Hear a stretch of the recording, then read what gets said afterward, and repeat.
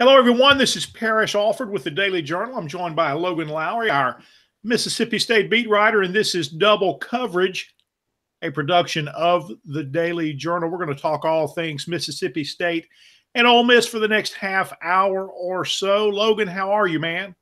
I'm doing good, Parrish. Kind of getting cabin fever a little bit. Been cooped up in the house the last couple of days, and today we've got it's going to be a busy day. So at least I'm gonna get out of the house probably about the time we get this podcast wrapped up. I've got a let's see, I think it's a press conference with Ben Howland, and then I go directly from that to a luncheon with Mississippi State women's basketball. And then Vic Schaefer is going to hold a press conference immediately after that. So it's going to be a busy next few hours after we wrap this thing up. But I'm kind of looking forward to it just to get out of the house for a little while. Well, I hear you. We're kind of getting back into the routine of driving to events. I know you don't drive very far, but I'll be going to Oxford today for the first time in several days, and we'll be going again tomorrow for men's basketball interviews. Got a women's game that I'll be covering tonight, Ole Miss and Missouri, another ranked opponent for Matt Insel and that bunch. We'll see if they can get a quality win there against Missouri, which defeated South Carolina last week. So no easy task for Ole Miss. But kind of getting back into the swing, still some ice on the roads, but, the wheels of business are cranking up again. Hey, folks, before we get much farther along, I want to remind you about a couple of other podcasts to be on the lookout for. Be sure to check out The Memo, our news podcast, all things Northeast Mississippi. That comes to you every Wednesday and Friday. And be sure to look for Prep Rally for all your high school sports needs. That comes to you every Wednesday. And Logan and I are here with you Thursday or Friday, give or take, depending on what's going on with Double Coverage. Going to talk some basketball in the program. Logan, it's football recruiting is, as I always say, recruiting you have with you always. Got the second signing day coming up here in a little bit. That's going to be a little bit odd. I think the higher profiled recruits, I think, went on the early signing day. I know Ole Miss is always looking for, a couple of offensive linemen, always looking for, help on defense. And Matt Luke said on that first signing day that he would like to sign another receiver or two. And I know the Rebels have some recruits coming in this weekend. Receiver is an interesting position at Ole Miss. Of course, it's one of their most talented positions right now. But those guys are going to begin to make their way out of the program, after the 2018 season and after the 2019 season. So you're constantly trying to build that. Hugh Freeze focused on that position so much. Logan got a lot of four-star talent in there, and and some guys with a lot of ability. So it's going to be interesting to see what kind of athletes Matt Luke can attract into the program right now. I thought one guy who looked pretty solid in limited opportunities for Ole Miss at that position in 2017 was Braylon Sanders, a true freshman. So they're going to look to add some playmakers there and that sort of thing. Joe Moorhead coming in at this time. Logan, what do you think the Bulldogs will look for on the second signing day?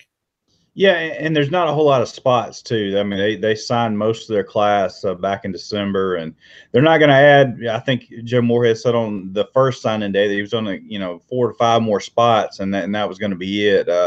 I know they're going to add some more offensive linemen. They had I know they had one committed that didn't sign. They're hoping to add maybe 1 or 2 more players in the secondary, and maybe another defensive lineman, but. They got just about everybody set in that first class, and especially at receiver. That was a main emphasis in this class, is to get some receivers, and they signed 3 really good ones. 6'3" and taller. All of them 4-star guys. 2 of them are already on campus. So Mississippi State's going to change the way they approach the receiver spot. I think the offense is going to change. I think it's going to look the same as far as the way they line up in that spread style offense, but it's going to work a little differently than Dan Mullen's offense was. I think Joe Moorhead's going to stretch the field a lot more, so you're probably not going to see quite as many bubble screens as you saw in Mullen's offense, and more throwing it deep down the field. And, Nick Fitzgerald has a big arm. Keaton Thompson has a big arm. And, they really haven't been able to show it off all that much. They've took some shots down the field and really haven't hit on very many of those shots. So I expect that to change. I'm looking forward to seeing that offense out in the spring and just see what kind of changes. But just looking at what he did at Penn State, they throw the ball down the field and they run the football downhill. So I'm kind of looking forward to seeing, just the subtle changes he's going to make in the offense, and probably some not so subtle changes in the offense. I know he likes to use the tight end quite a bit, and Mississippi State is stacked with tight ends. They've got a bunch of guys on that depth chart. A lot of them barely even saw the field last year. So I think they signed a couple more tight ends coming in this class as well. So it's going to be loaded at tight end. He loves to use the tight end. I'm interested to see which one of those guys kind of takes to the forefront and becomes the focal point of the offense in that regard. It's really big for Ole Miss that they're going to be able to get their most prized signee, the quarterback out of Long Beach, California, Matt Corral, to come in, in the spring semester and go through spring drills. Logan, I think when you look at the quarterback picture at Ole Miss, and of course that was a big storyline in the offseason with Shea Patterson transferring to Michigan. Anytime you lose a number one ranked recruit from your program, it's going to generate as much news as when that guy comes into your program, regardless of the circumstances. But, Patterson's transfer was kind of spurred along by how well Jordan Ta'amu played at quarterback when he came in after Patterson's injury. Well, if you go back to the quarterback picture at Ole Miss a year ago, you had one guy who was solidly your starter, and that was Patterson. And then you had a junior college transfer in Jordan Ta'amu that you really didn't know anything about. And you had a true freshman, a three-star kid, and Alex Faneuil that you knew was going to be a project and was going to redshirt. Now a year later, even after Patterson's transfer, not much has changed in that quarterback picture. Ta'amu is solidly the starter. There's a lot of excitement for what he will be able to do, or what people think he will be able to do in 2018 based on how he played at the end of 2017. So a lot of confidence and excitement for Jordan Ta'amu. And after him, you're going to have a true freshman, not a JUCO kid, but a true freshman who is a four-star signee who will have gone through the spring. That's huge. He will be much more ready to help than your average true freshman. And you're going to have Faneuil with a year in the system now. And we'll see if he has been able to progress and might be able to contribute as well. It's not great depth. It's not experienced depth, but it's the same quarterback picture at Ole Miss as it was a year ago. There's a lot of confidence in the starter, and we'll see if Jordan Ta'amu can follow up his strong finish with a solid season in 2018. Talking football, Logan, kind of keeping it on that track a little bit. Hugh Freeze made news earlier this week when he interviewed with Alabama coach Nick Saban over there in the football offices in Tuscaloosa. There was speculation early that might be for that vacant offensive coordinator position. It was always kind of viewed that Mike Locksley, the co-offensive coordinator and wide receivers coach, was kind of the front runner. And now, according to some reports that are out there, Locksley has been or will be promoted to offensive coordinator. You could see Hugh Freeze wind up in that analyst position that Dan Werner held at Alabama last year. He had been Freeze's offensive coordinator for 4 years. They parted ways 5 years because Freeze didn't coach the 2016 season. He was Freeze's only offensive coordinator before Freeze hired Phil Longo after the 2016 season. He was not able to hang around and coach with Phil Longo. So Werner, longtime Freeze assistant, goes to Alabama, serves as an analyst there last year. You could see Hugh Freeze in that position. And it's just odd, Logan, when you think about it. You know that Freeze wants to get back into coaching. He's made that clear. To be honest with you, he kind of got off without a lot of damage in the NCAA findings there. There's a 2 conference game suspension that he will face for the 2018 season and only the 2018 season if he is hired as a head coach. Well, that's probably not going to happen now. Those jobs are filled, so that's going to be off the table. If he works anywhere in 2018, it would be as an assistant, and he has no suspension there. So the 2 conference game suspension thing probably not going to come into play. But I just think, Logan, the idea of Freeze at Alabama is really odd, because that's, you know, his success at Ole Miss is so intertwined with 2 wins over Alabama in 2014 and 2015. I mean, those 2 wins really elevated Ole Miss in the national conversation. With those wins, which were fairly early in the seasons in 14 and 15, you know, the Rebels would go on and climb in the rankings up to number 3. With those 2 wins, the Rebels were able to be in the conversation for the SEC West title in both the 14 and 15 seasons.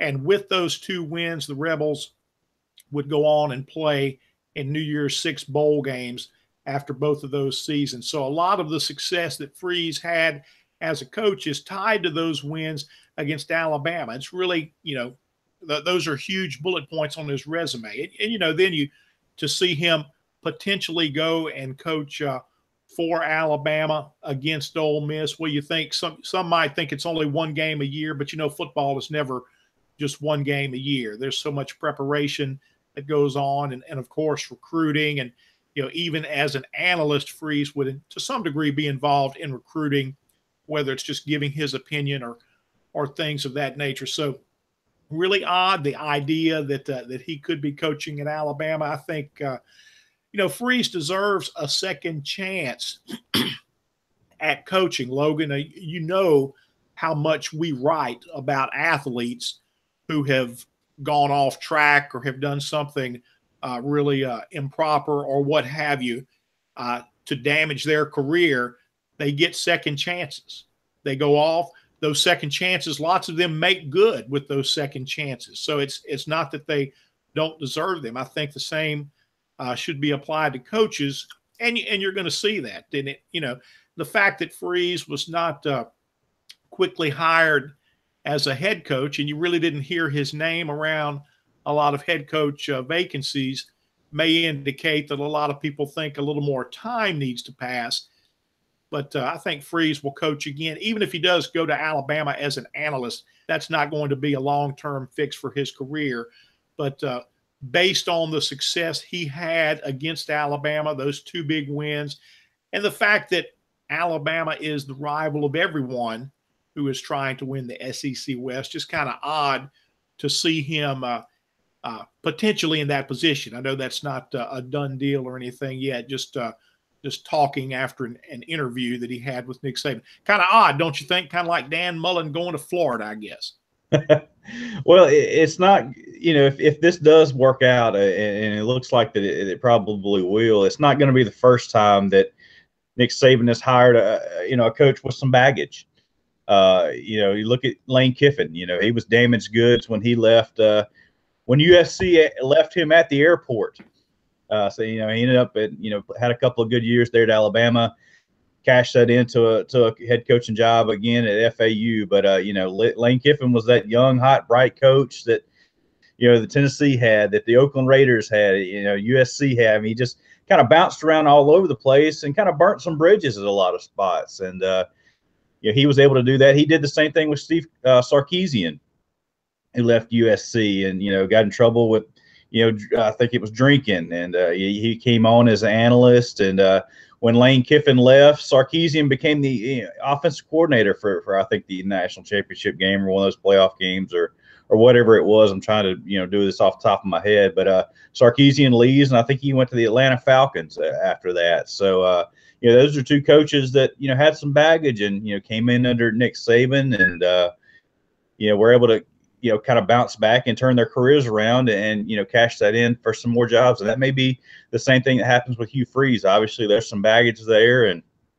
you know, as long as there's not a, you know, escort service massage parlor around Tuscaloosa, he should be just fine. Well, you know, they're never far away. When does Mississippi State face Florida? Is it next year?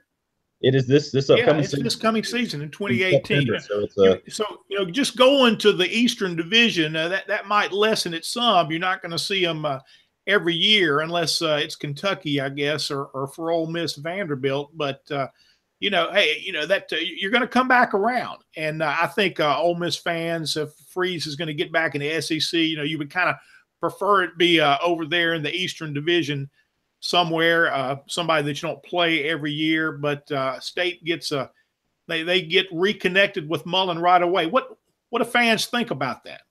they've got that date circled. I mean, and even the players, even as soon as Dan Mullen left and they saw that he was going to Florida, you saw players tweeting about all that stuff. And, and especially now, it's because, I mean, Dan Mullen essentially took the entire staff from Mississippi State down to Florida. I mean, just about the entire staff is former Mississippi State assistants and personnel. So it's a lot of familiar faces that are going to be coming back to Starkville this year to play that game. And I know those players are eager to meet Dan Mullen. Dan Mullins quickly became a villain here in Starkville. I know, I've tweeted out, when with each assistant coach that left to go to Florida, I would tweet that out because that's news.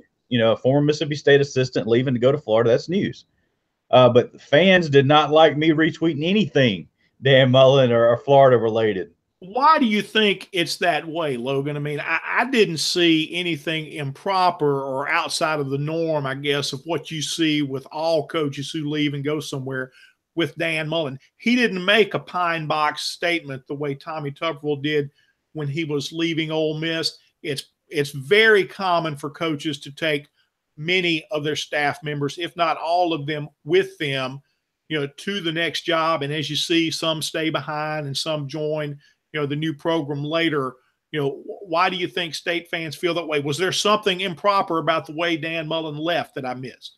Not that I've really saw. I do know that he offered some of Mississippi State's commitments and actually got the kicker Evan McPherson to commit to Florida. That's the only one he was able to flip from the staff. But he did essentially come back and try to offer some of those players. And I guess that could have been it. But it's kind of like a relationship. When you have a girlfriend that becomes an ex-girlfriend, you don't like her as much anymore, and there's some hard feelings there. And I guess fans, they invest so much into a program, and they get their feelings hurt, and there's still some bitterness there, I guess. But as far as I know, like I said, coaches do that all the time. They take their assistants with them, and when Mullen left, I think there was only one assistant that was actually expected to stay here at Mississippi State, and that was Brian Baker, and it ended up being two in Terrell Buckley, the cornerbacks coach. So Joe Moorhead retained two of the assistants. He retained some of the recruiting staff, but outside of that, it was pretty much a complete turnover. I mean, he had to, Dan Mullen even took the strength coach to Florida with him. So, there's a lot of familiar faces that are around Gainesville now, and they'll be coming back in September. So that should be a fun one of those fun games that you get to write about. That there's more kind of off the field than on the field for that week. Shifting gears, talking basketball a little bit. The Rebels still without that road win. They'll get another chance Saturday afternoon at Arkansas. They lost Tuesday night at Texas A&M, 71-69. Or getting a little closer. Had a three-pointer attempt at the end by Breon Tyree that did not go down. They lose 71-69 at Texas A&M. Not surprising, Logan, the Aggies had a big night in the post from Robert Williams and Tyler Davis.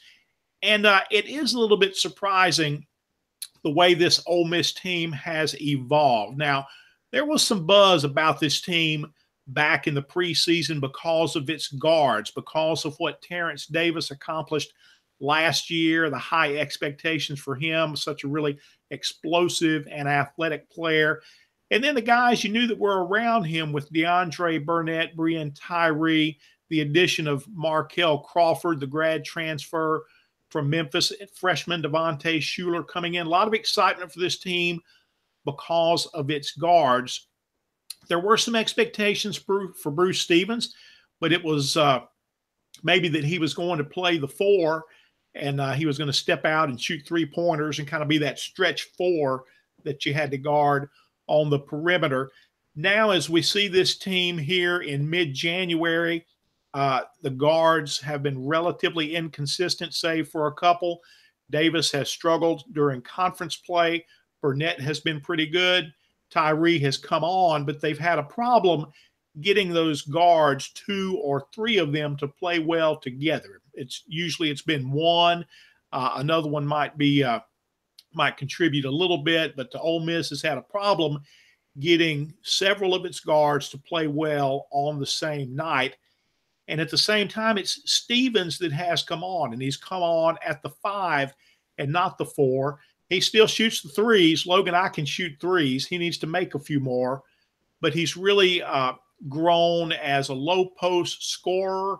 That's where most of his success is coming from. He had 20 points and 9 rebounds against Texas A&M. The problem is they had 2 low post guys doing the scoring there, and one of them, the guy that Stevens was assigned to guard, Robert Williams, was 8 for 9. So defense is still an issue, although it has improved, although spacing has improved and footwork has improved for Bruce Stevens. Defense is still an issue, but it's interesting to see how this Ole Miss team has evolved in the sense that Stevens has become a go-to guy. The guards, have been just okay, not as good as expected. Davis has struggled in SEC play. He was a little better against A&M, 5 for 14 from the floor, 35%. That's kind of an average shooting percentage, and they need him to be a lot better than average, but maybe a stepping stone there for Terrence Davis. Ole Miss certainly needs that to be a stepping stone for him. We'll see. The Rebels go to Arkansas Saturday afternoon, still in search of that first SEC road win. And the bottom line is this team has played very well at home in conference play. It has not played as well on the road. That's going to be kind of a tricky combination for Andy Kennedy at the end of the year. If they don't get that turned around, this is a big year for Andy. Did not get the contract extension at the end of last year. So, we'll see if the Rebels can play better on the road, notch a few wins there, and continue to win at home. And if they can, what that might all add up to at the end of the season. Where are the Bulldogs this weekend? They go across the state line to Alabama. So they'll go over there, and, Alabama's coming off a big win over Auburn the other night. I think it was Auburn's first loss in the conference. So Mississippi State tried to hand Auburn a loss over the weekend, couldn't do it, and Alabama was able to get that done at Coleman Coliseum last night. But, Mississippi State enters this weekend. They're 2-3 right now in the SEC, and very well should be 4-1. They've lost 2 games to Ole Miss and Auburn on consecutive weekends where they've blown 13-point leads. They've blown double-digit leads in the second half in those games, and just didn't play well in the second half.